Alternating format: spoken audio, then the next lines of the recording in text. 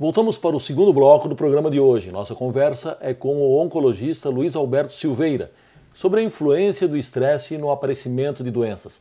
Bem, doutor Luiz Alberto, falando especificamente sobre o câncer, no Brasil as estimativas para 2013 sinalizam a ocorrência de quase 520 mil novos casos da doença. Eu pergunto, como combater essa doença que, em geral, no início nem apresenta sintomas? Verdade. Nós estamos vivendo uma verdadeira epidemia de câncer. O câncer hoje é o primeiro colocado no ranking das doenças. Disse que a doença cardiocirculatória é a primeira colocada, mas se nós separarmos o derrame cerebral do acidente do infarto do miocárdio, nós teremos o câncer como primeiro colocado. E o câncer não é uma doença única. Cânceres são múltiplas doenças. Dependendo do órgão, ela tem características, peculiaridades diferentes, forma de início diferente, assim por diante. Então, o câncer são cerca de 250 doenças diferentes.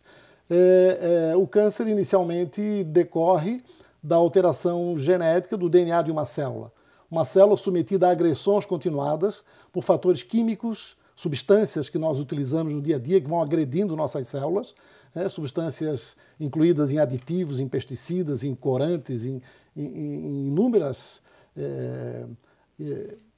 situações em que nós temos contatos no dia a dia. Essas substâncias, juntamente com o estresse que gera baixa de imunidade, vão possibilitando a alteração do DNA da célula e a multiplicação da célula de forma indevida e sem mecanismo de controle. Um tumor com 1 centímetro tem cerca de 1 bilhão de células, para que você tenha uma ideia. Então, se nós diagnosticarmos o câncer antes de 1 centímetro, a imensa maioria dos casos, esses tumores serão curáveis. Lamentavelmente, no nosso país, nós temos o diagnóstico ainda tardio. A imensa maioria dos tumores são diagnosticados em estadio 3 e 4, quando a doença não é mais localizada. A doença já é loco-regional ou uma doença que tem fatores de recidiva muito evidentes. Então, o grande gol no combate ao câncer é o diagnóstico precoce. Por isso é importante a prevenção primária. E prevenção primária é conhecer sobre a doença, é ler sobre a doença, é educar sobre a doença desde o banco escolar. Então a palavra de ordem deveria ser prevenção. Não só sobre câncer, sobre doença, mas sobre tudo. Prevenção. Então na escola aprender o que é uma prevenção primária, evitar o fator de risco. Para o câncer tem dois tumores que você pode fazer prevenção primária. É o câncer do cólon, do intestino, que é o 4º colocado no nosso país. Se você, a partir dos 40 anos, realizar pelo menos uma colonoscopia, que é um exame do intestino por dentro do intestino, se houver pólipos, pequenas verrugas no intestino, e elas forem ressecadas, este paciente nunca mais não terá câncer do intestino. Se tiver pólipo, a cada 2 anos deve fazer colonoscopia. Se não houver pólipo, a cada 5 anos deve fazer colonoscopia, porque o pólipo, desde a formação da primeira verruguinha, do primeiro pólipo até o câncer, demora cerca de 5 anos. Então esse é um tumor que pode ser banido se a população, a partir dos 40 anos, sobretudo em famílias que já aconteceram câncer do intestino, esse é um tumor que pode cair drasticamente nesse ranking, que hoje é o 4º colocado.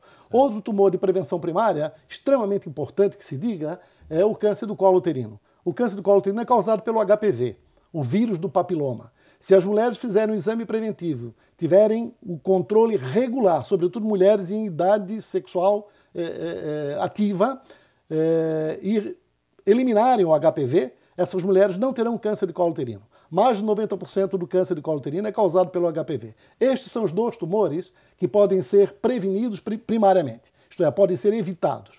Fora isso, nós não temos mais evitar o câncer. Nós temos diagnóstico precoce do câncer. Não há como evitar o câncer de mama. Não há como evitar um câncer de estômago. Não há como evitar um câncer de pulmão. Mesmo que se saiba que o cigarro é um dos principais fatores para o câncer de pulmão, e as pessoas precisam parar de fumar, não só pelo câncer de pulmão, mas em decorrência das doenças cardiocirculatórias, mas existem uma população de pacientes que não fumam e têm câncer de pulmão. Portanto, não é um fator que pode ser prevenido primariamente, e sim a prevenção secundária, que é o diagnóstico. E na hora do diagnóstico precoce. A prevenção terciária é tratamento. Então, como evitar a doença? HPV e pólipo intestinal, fundamental. Controle. Investimento do poder público no controle da população. O Japão era o câncer de estômago era o primeiro colocado no Japão e as pessoas morriam, as borbotões no Japão, por câncer de estômago. Quem mais sabe operar câncer de estômago no mundo é o japonês. Hoje, com a endoscopia digestiva, a análise do estômago através de uma avaliação interna, houve uma queda de mais de 50% do câncer no Japão por conta da população da idade de risco, geralmente a partir de 40 anos, que foi submetida à endoscopia digestiva. O câncer de mama é o primeiro colocado na mulher e o câncer de próstata é o primeiro colocado no homem. Superou o câncer de pulmão de longe. Né? Até 10 anos atrás, o câncer de pulmão era o primeiro colocado, porque o homem fumava muito. Né? Hoje é próstata e mama. O câncer de próstata, geralmente a partir dos 40 anos de idade, todo homem a partir dos 40 anos de idade deve fazer uma consulta com o seu urologista para avaliação de sua próstata e para a dosagem do PSA, uma substância que aumenta quando existem células alteradas e que fazem uma produção anormal desse PSA. Nem todo PSA elevado é câncer de próstata, mas se começa a elevar continuadamente, é um dado suspeito, combinando o toque retal, o toque da próstata, para ver se ela não está endurecida, se não tem nódulos, combinando com ultrassonografia, nós podemos diagnosticar a possibilidade do câncer de próstata.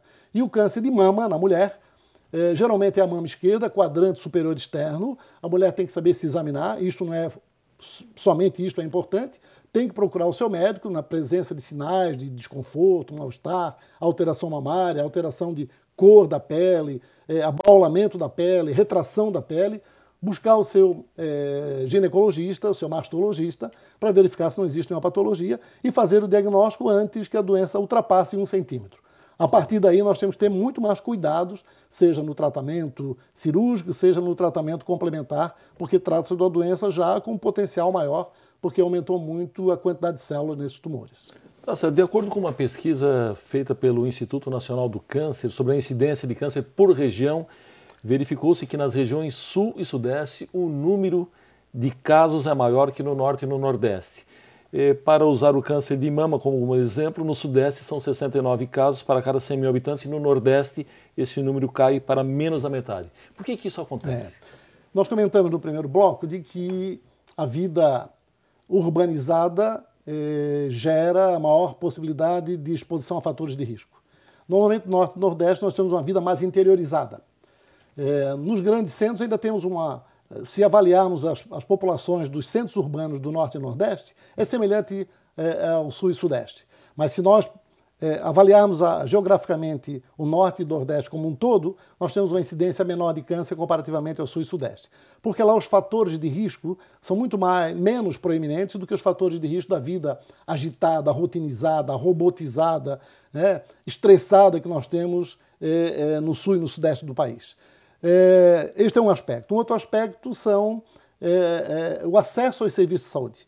Então, nas regiões mais desenvolvidas do nosso país, o acesso ao serviço de saúde é muito mais facilitado, permitindo um diagnóstico precoce, permitindo uma orientação, acesso à informação, como estamos fazendo hoje aqui, de modo que as pessoas comecem a ler mais sobre o assunto, fazer mais perguntas sobre o assunto e perceberem que cada um de nós, que nós somos o nosso maior patrimônio e que não adianta você objetivamente investir no ter se você não cuidar do ser, não cuidar do seu corpo, não cuidar da manutenção da sua qualidade de vida e da prevenção de doenças que decorrem da má qualidade de vida, que decorrem da observação às leis naturais que regem o bom funcionamento do nosso organismo.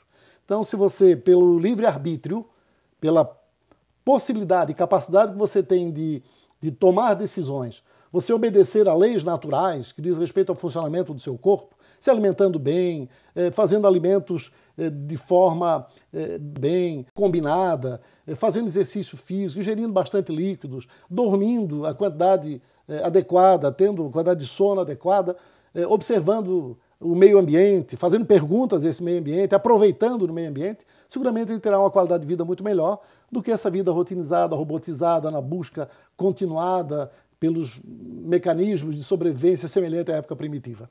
Então, o Norte e Nordeste é mais ruralizado do que o Sul e Sudeste, por isto, exposição a fatores de risco muito mais facilitadas.